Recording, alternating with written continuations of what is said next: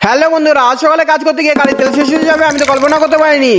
তো hello guys, আজ সকালে ব্লগটি শুরু করবো সেই সময় চলে আসে একটি ভাই। তো ভাইটির আজ খেলা আছে, তাই ভাইটি চলে আসে আমার কাছে জুতো নিতে। কিন্তু আমি লক্ষ্য করি তার নাকের নিচে একটি ব্যান্ডেজ লাগানো। আমি জিজ্ঞাসা করতে গেলে আমাকে বলতে লেগে পড়ে তোমার শুনতে লাগবে না, এই কথাটি বলে সেই বেরিয়ে পড়ে। তারপর আমি চলে যাই খাবার খেতে। খাওয়া দাওয়া সেরে নিয়ে আমি আর একটা ভাই মিলে চলে যাই কাজের দিকে। বর্তমান নিজে হাত খরচা বের করানোর জন্য একটি কাজ করছি। তোমরা হয়তো গুলমার ব্লগটি দেখেছিলে, ওখানে যে কাজটি করছিলাম ওই কাজটি কিন্তু এখনো করছি। তারপর শোরুমে এসে কাজ না থাকার ফলে আমি আর একটা ভাই আরাম করতে লেগে পড়ি। Few moments later. পাক্কা 2:40 মধ্যে কিন্তু বেরিয়ে পড়ে হালকা কিছু খাবার খেতে। তাই একটি মুদিখানার দোকান থেকে একটি বাদামের প্যাকেট নিয়ে সেটি খেতে লেগে পড়ি। বাদাম খাওয়া হয়ে গেলে আমরা লেগে পড়ি কাজের মধ্যে। কিন্তু বাইকের মধ্যে তেল ছিল না, তাই শোরুমে গিয়ে তেল নিয়ে আসি। তেলটি কিনে আনার পর সুন্দরভাবে বাইকের মধ্যে ভরতে লেগে পড়ি। अबे साले সরি গাইস, এবার কিন্তু পুরো ডামটি কিন্তু উল্টে দিই।